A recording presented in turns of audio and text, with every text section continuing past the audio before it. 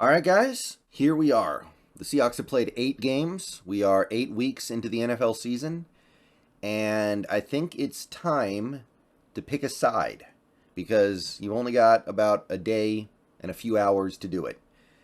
Trade deadline is tomorrow. Today's the last day before the trade deadline, and teams are going to have to pick a side, or they sit on the fence. Some teams sit on the fence. Nothing wrong with that, but the Seahawks team needs to decide, are they going to be buyers? Are they going to be sellers? I don't know if there's a whole lot you can sell, but are you going to just stand pat is maybe the more interesting dilemma here. Do you want to become a trade deadline buyer, or are you good with what you have? Today's the day to make that decision. You have about as much information as you're going to have about this team. You are working with pretty much the maximum amount of info. We do have a game tonight that's going to tell us a little bit more, and I'll talk about that at some point, but you kind of know. You know what the Seahawks are, right? You know what you have. You have a team with a quality ball control offense. You've got good receivers. You've got 3 different productive tight ends. You've got a good running game. Not good yesterday, but in general, you can run the ball well. You've got a young defense that has a great secondary. You started to figure out how to stop the run based off the last 3 weeks. You're one of the best run defenses in the league, which, hey, like I said, light switch. The light switch just came on. But you also know where your weaknesses are. The interior of the offensive line, struggling a little bit, coming off a bad game against the Giants. You've got a bit of a weakness at inside linebacker with Cody Barton. Defensive line's not great.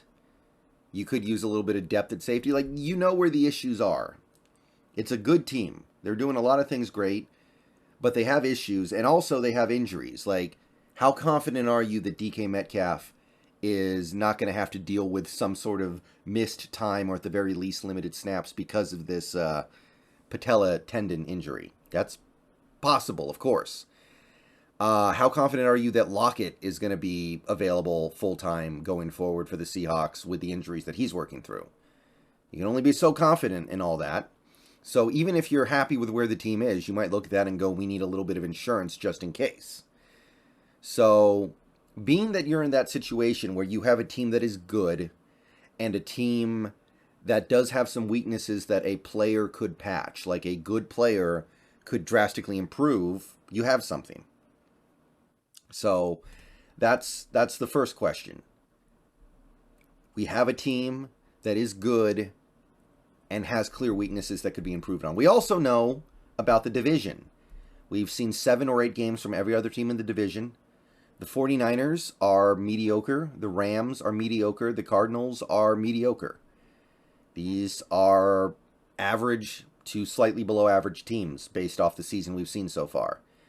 I think the Niners are better than their record. I will admit that, but the Rams might be worse than their record. For the most part, they're not showing much of anything. So it's not a great division. We're currently a game up on the Niners for division lead, and we have an opportunity to bury some of our rivals because we play the 49ers again, because we play the Rams twice. We know that Matthew Stafford's arm looks like it might be falling off. We know the Niners are stuck with Jimmy Garoppolo, the most mediocre to bad quarterback. You look up in the dictionary mediocre to bad if there was an entry for such a phrase, and Jimmy Garoppolo's picture would be there. You know that Arizona's in water struggling. They're not that good. Like, Arizona's just not a very good team. And you go, winning this division is a possibility. Yeah, the Niners have an easier schedule the rest of the way out, but it could come down to that week 15 game. I think it's week 15 against the Niners. So the division title is there. And furthermore, you also know what's going on in this conference, where the NFC South doesn't look like it has much of a heavy swinger right now. Atlanta's at the top with a 500 record. Everyone has a negative point differential. It's not a good division. You look at the NFC East, that's a good division, but you just prove that you can handle the Giants, and their plus 6 point differential is not going to strike fear into the hearts of anybody. Now, you do have some good teams at the top here with the Eagles and the Cowboys. Give them all the credit in the world. But beyond that, are you really buying the Minnesota Vikings? Yeah, they're 6-1. They're that good. They're good for sure, but are they great? Are they as good as a 6-1 team would be expected to be? I don't think so. So I'm looking at the Eagles, the Cowboys, the Vikings, and I'm saying if that's the best this conference has to throw at you, then you might want to make a play for it, because one or two fluky little things could happen in the playoffs, and boom, you're in the NFC title game against the Eagles. Like, it doesn't take a ton to imagine it. Kirk Cousins, not known for coming through in the big moments. If he continues to be that guy, then you could be sitting pretty, benefiting from a team that takes advantage of a easy schedule and maybe some random scheduling quirks, gets out to a big record, and you knock them off at the end because even though they have a better record, you have a better team. So you know the conference is weak. And you also know the teams that might be willing to be sellers if you're going to be a buyer. You look at the AFC, nobody in the East, but you've got the Steelers. They could be sellers. The Browns, if they lose tonight, they're probably going to sell Kareem Hunt anyway. Now, I don't know who they're going to sell besides Kareem Hunt, but if they lose tonight, they're 2-6. They might be looking to offload some contracts. You've got the Jaguars. You've got the Texans. Both teams look like they're going to just blow it up here. They could definitely use a little bit of draft capital for some veterans. The Raiders, maybe, possibly willing to blow it up a little bit, 2-5 in a tough division.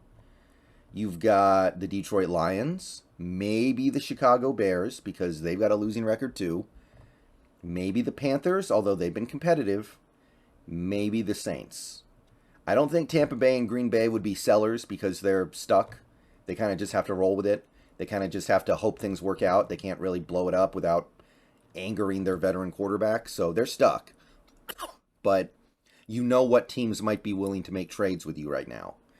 So with this information, it's a simple question that we're going to start our Monday morning with. You know what you are. You know what your division rivals are. You know what the conference looks like. You know who is likely to have pieces available for you to trade. And by the way, let me be very clear about this.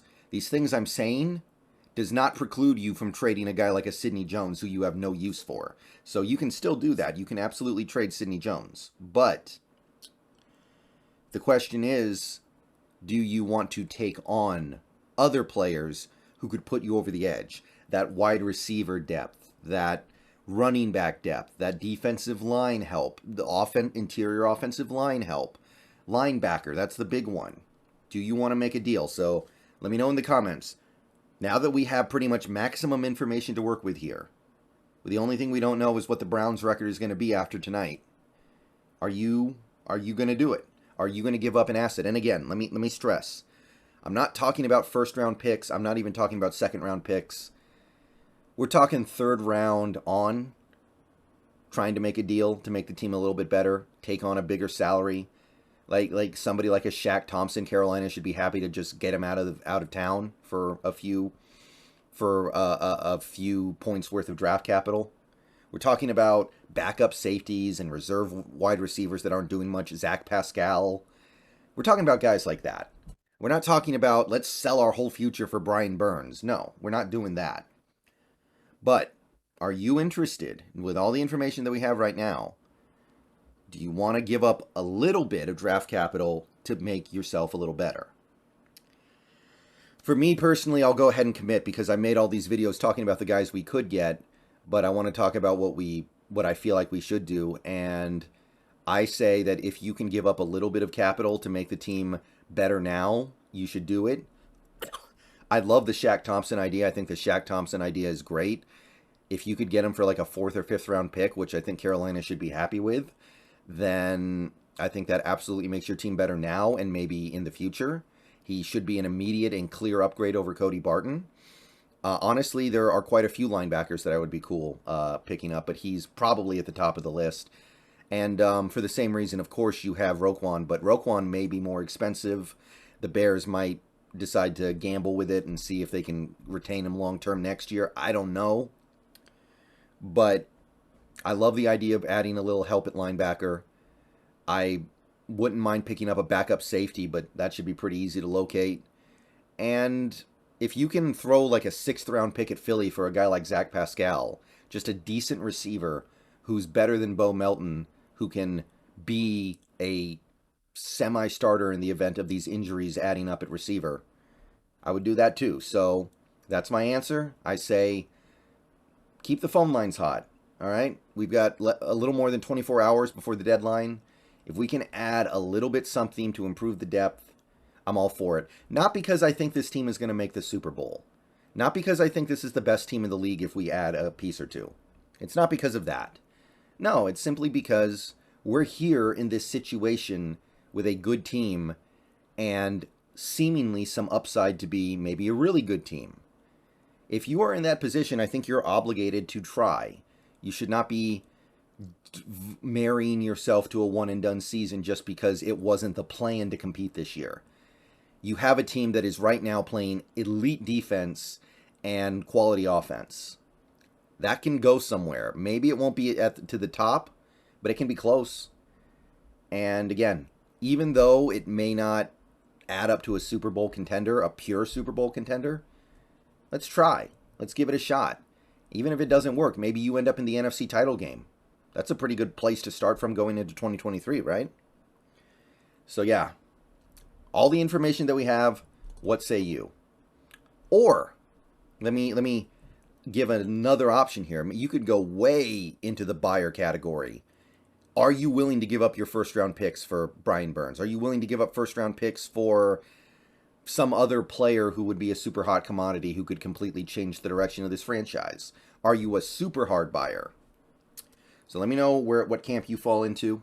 We'll talk more about this later. Peace out, go Hawks. And yep, that's the choice we're going to make over the next 24 plus hours.